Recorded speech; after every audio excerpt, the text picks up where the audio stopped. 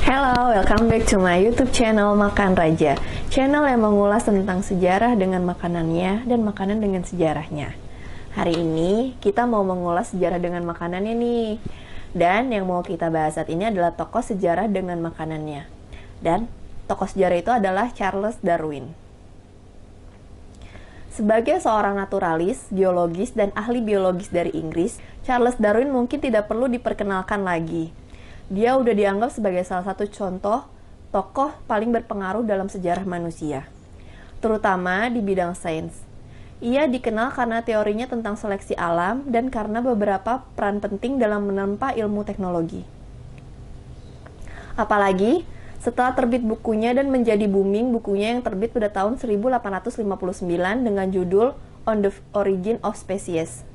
Ide dan kontribusi revolusioner yang telah membentuk dasar-dasar ilmu kehidupan pada umumnya. Di kampusnya, Cambridge, Darwin adalah anggota Glutton Club, sekelompok siswa yang mengabdikan diri untuk melahap burung dan binatang buas yang sebelumnya tidak dikenal untuk dikonsumsi manusia. Di sana, mereka memiliki agenda mingguan untuk mencicipi berbagai macam makanan eksotis tersebut. Gerakan tersebut dimulai dengan memakan berbagai macam burung, mulai dari elang, burung rawa atau yang disebut bittern, burung unta, dan lain-lain. Kemudian mereka mendiskusikan poin-poin dari rasa dan konsistensi mereka. Semuanya menyenangkan dan sebagian besar dimulai karena kebosanan. Tetapi klub itu sebenarnya tidak bertahan lama. Karena pada satu kesempatan mereka mencoba burung hantu coklat dan Darwin mengatakan kalau rasanya mengerikan dan teksturnya tak terlukiskan. Dengan nada yang negatif. Gimana tuh ya rasanya? Tetapi, minat Darwin dan beberapa rekannya yang tersisa masih berminat untuk memakan hewan eksotis tidak biasa dan terkadang langka tetap ada. Lalu Darwin dan para anggota klubnya memutuskan untuk mengkonsentrasikan studi mereka kepada makanan apa yang ingin mereka makan dan memperkirakan efeknya. Keinginan Darwin dan teman-temannya untuk menyantap makanan langka tersebut terus berkembang. Lalu mereka memakan puma dan dikatakan rasanya seperti daging sapi muda. Iguana, armadillo yang dikatakan rasanya seperti bebek. Dan terutama mereka suka memakan kura-kura raksasa Galapagos yang katanya memiliki rasa mentega. Darwin dan krunya sering makan di atas kura-kura dan bereksperimen dengan berbagai cara memasaknya dan menikmati berbagai bagian hewan. Dia bahkan mencoba meminum isi kandung kemih kura-kura, di mana dia berkata, cairannya cukup jernih dan rasanya hanya sedikit pahit. Gak bisa bayangin gimana dia rasanya nih. Bahkan dalam catatannya, Darwin mengatakan bahwa seekor hewan pengerat seberat 20 pon berwarna coklat, yang tidak disebutkan namanya, tetapi orang-orang menganggapnya sebagai agouti, bahwa itu adalah daging terbaik yang pernah saya rasakan. Tentu saja ini sebagian besar dipandang dengan bingung dan jijik oleh teman-teman dan kru-kru lainnya. Tetapi hal itu tetap akan menghibur mereka dengan membawakan banyak sekali makhluk yang mereka temukan dan melihat apakah Darwin dan teman-teman klubnya akan memakannya dan apa yang dia pikirkan. Ini sebagian besar menyenangkan, tetapi pada satu kali ini hampir menjadi bencana. Pada tahun 1833, ketika mereka berada di Port Desire di Amerika Selatan, para pria memutuskan untuk mengejutkan Darwin dengan makan malam Natal khusus yaitu burung panggang, yang merupakan jenis burung besar yang tidak bisa terbang, asli daerah tersebut, seperti burung unta atau emu.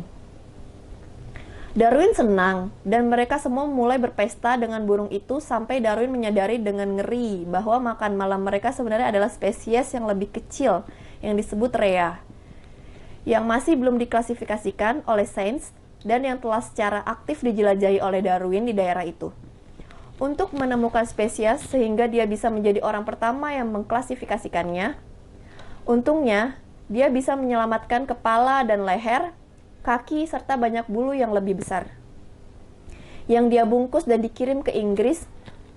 Melalui perjalanannya ke negeri-negeri eksotis di seluruh dunia, Darwin juga mendorong pengetahuan tentang spesies hewan yang tak terhitung jumlahnya, mengungkap keragaman kehidupan di planet ini.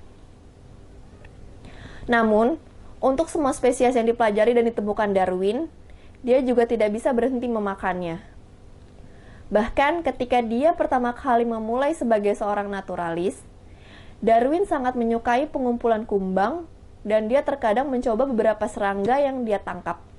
Tetapi, dia tetap mengarahkan obsesinya untuk memakan hewan yang dia tangkap, lalu dipelajari ke tingkat yang lebih tinggi.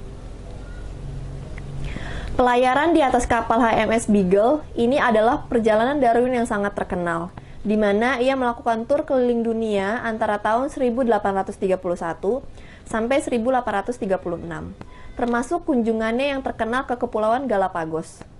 Dan selama itu ia membuat beberapa penemuan terpentingnya dan juga mendapatkan ide untuk teorinya tentang evolusi.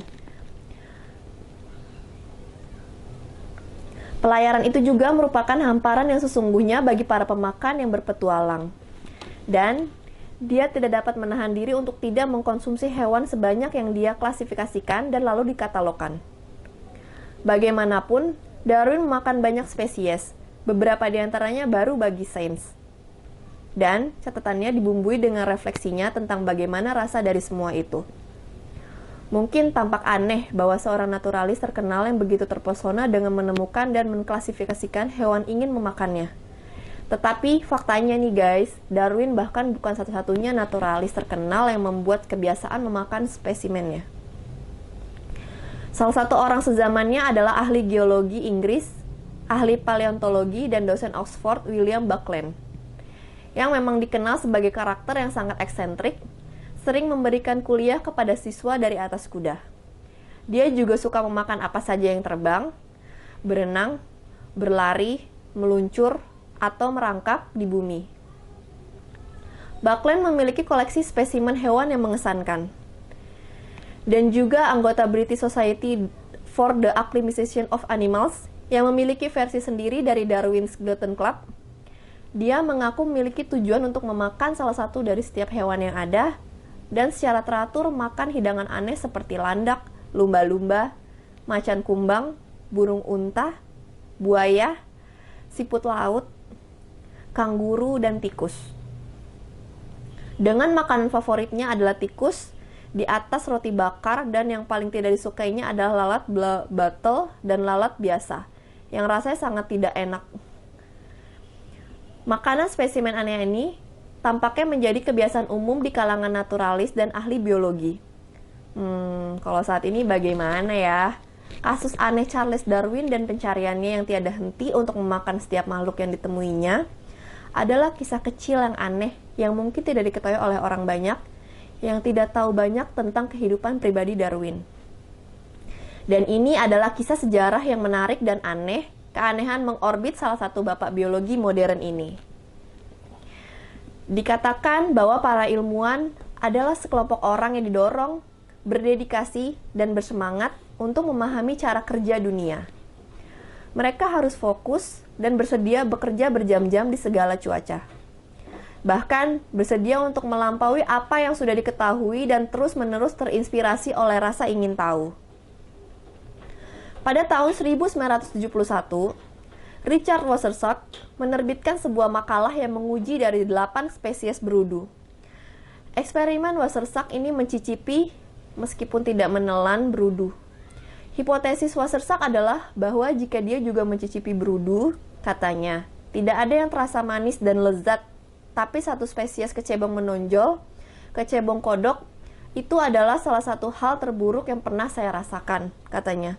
Sangat pahit, 1 sendok teh penuh.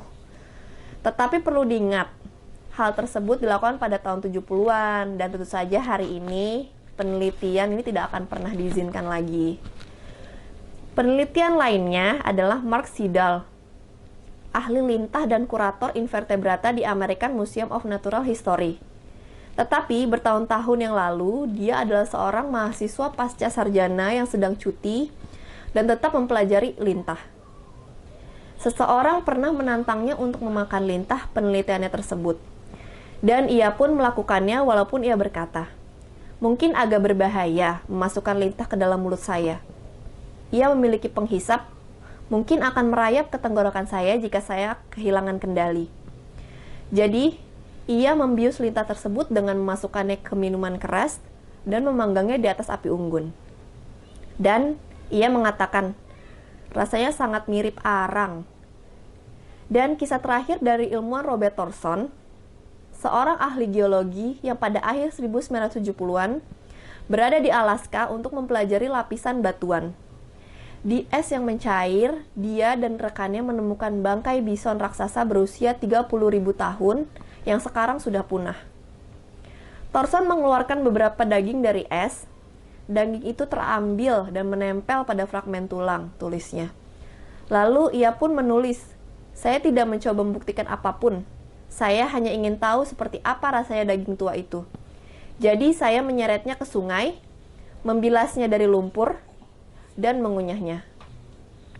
Dan putusannya, itu memiliki tekstur yang aneh dan kasar," katanya, dengan sedikit rasa luar rasa pedas yang ada di sekitarnya. Nah, seperti itu guys kisah ilmuwan dengan objek penelitiannya yang sampai dicicipi oleh mereka sendiri.